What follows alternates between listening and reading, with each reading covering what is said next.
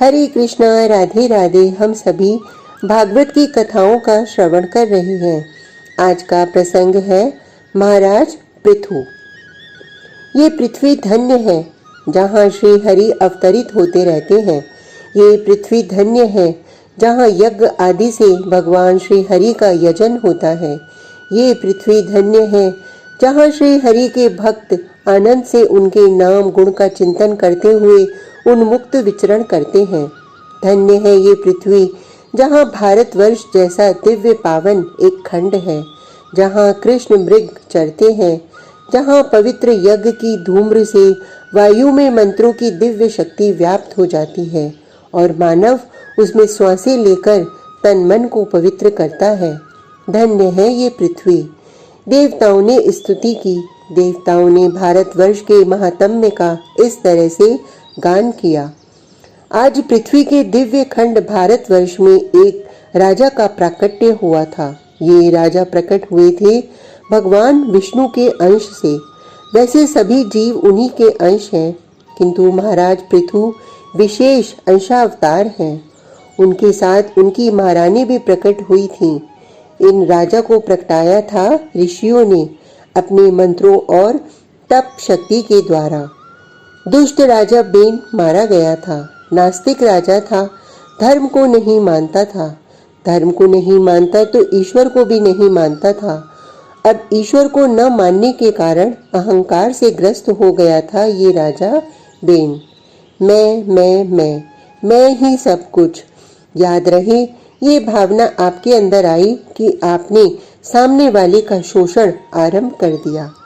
नास्तिक या अधार्मिक कोई व्यक्ति हो तो उससे ज्यादा फर्क नहीं पड़ता समाज में, किंतु प्रजा का नेतृत्व करने वाला राजा ही अगर अधार्मिक होगा तो वो स्वयं को ही सब कुछ मानने लगेगा और प्रजा का शोषण उसके द्वारा होगा ही। धर्म आप में श्रद्धा लाता है, धर्म आप में विनम्रता लाती है, धर्म आप में सरलता लाती है और अहंकार को तोड़ती है, और धर्म आपकी दृष्टि में समत्व की स्थापना करती है।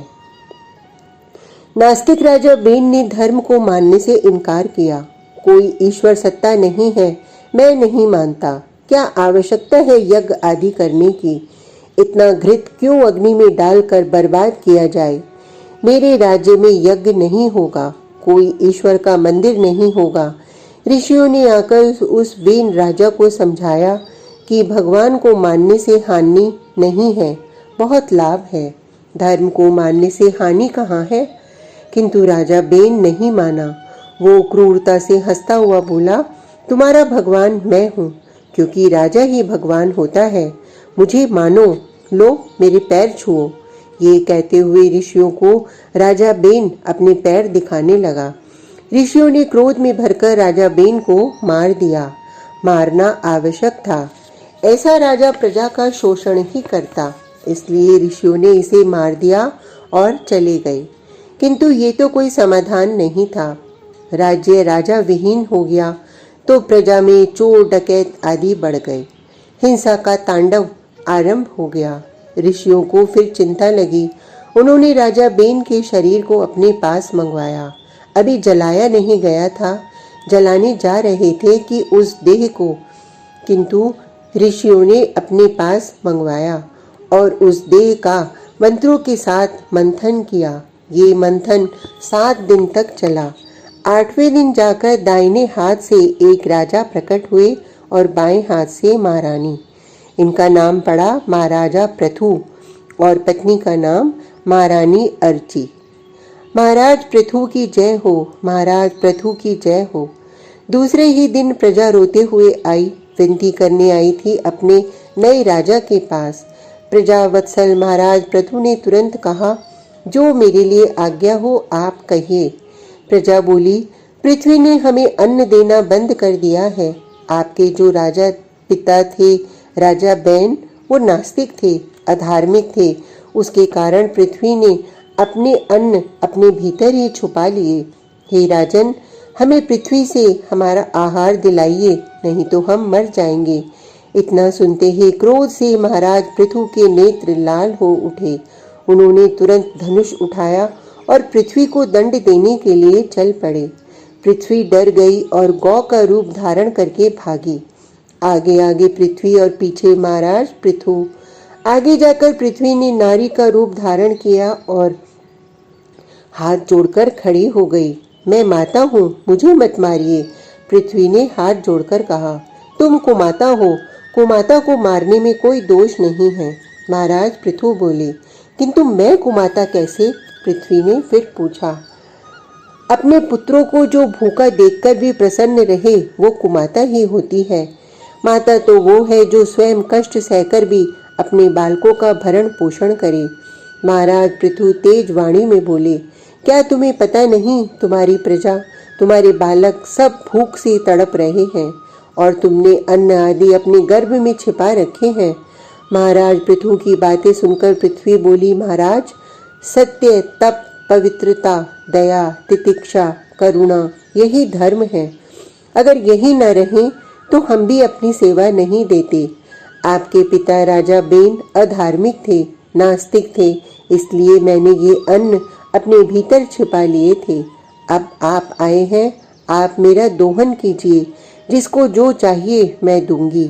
पृथ्वी के ये कहते ही समस्त ब्रह्मांड में आनंद व्याप्त हो गया। तत्क्षण गाय बन गई पृथ्वी, उसका दोहन किया गया। मनुष्य ने स्वयंभू मनु को बछड़ा बनाया और दोहन किया धान्य आदि का। ऋषियों ने बृहस्पति को अपना बछड़ा बनाया और वेद रूपी ज्ञान को दूहा। देवताओं ने इंद्र को बछड़ा बनाकर अमृत का दोहन किया। पृथ्वी सबको दे रही है। सर्पों ने तक्षक को बछड़ा बनाकर विष दूहा। मांसभक्षी पशुओं ने सिंह को बछड़ा बनाकर मांस आदि दूहा। पर्वतों ने हिमालय को अपना बछड़ा बनाकर नाना प्रकार के धातुओं का दोहन किया। पृथ्वी ही सबको देती है, ये बात यहाँ बताई गई है। देवताओं को भी स्वर्ग देने वाली, स्वर्ग में अमृत पिलाने वाली हमारी पृथ्वी ही है। इसका अर्थ यह है कि पृथ्वी कर्म भूमि है, अन्य लोक भोग भूमि है। स्वर्ग भी जाना है तो पृथ्वी से ही अच्छे कर्म का दूध दूहकर ले जाना पड़ता है, और जब पृथ्वी का कर्म फल समाप्त हो जाता है तो फिर यहीं आना पड़ता है। महाराज पृथु अब बहुत प्रसन्न है। पृथ्वी ने एक बात और कही, मुझे समतल कीजिए ताकि खेती आदि मनुष्य के द्वारा की जा सके, उन्हें अन्न आदि की प्राप्ति हो, जिससे ये सब एक दूसरे को खिलाते, एक दूसरे को देते हुए प्रसन्नता का अनुभव करें। पृथ्वी कहती है, हे महाराज पृथु, दूसरे को खिलाकर जो प्रसन्न होता है उसकी प्रसन्नता से वातावरण प्रसन्न होता है। इस तरह धीरे धीरे प्रसन्नता फैल जाएगी और प्रजा प्रसन्न रहेगी। इतना कहकर पृथ्वी ने अपना रूप बदल लिया था। महाराज पृथु अब बहुत आनंदित थे।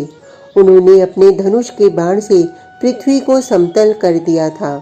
चारों ओर देख रहे थे वे कि उनकी प्रजा आनंद के साथ खेती करने लगी थी और खेत से उत्पन्न होने वाले अन्न से श्री हरि को भोग लगाकर परिजनों के साथ प्रसाद पा रही थी।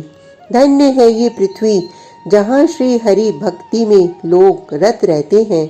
धन्य है ये पृथ्वी जहाँ दिव्य कर्म करके मनुष्य अनेकानेक लोकों की यात्रा कर सकता है। और धन्य है ये पृथ्वी जहाँ का मनुष्य कर्म फल को श्री हरि के चरणों में अर्पित करते हुए मुक्त हो सकता है या भक्ति को प्राप्त कर सकता है। देवता लोग भारतवर्ष की महिमा का गान कर रहे हैं। आज का प्रसंग इतना ही। कल तक के लिए हरे कृष्णा, राधे राधे।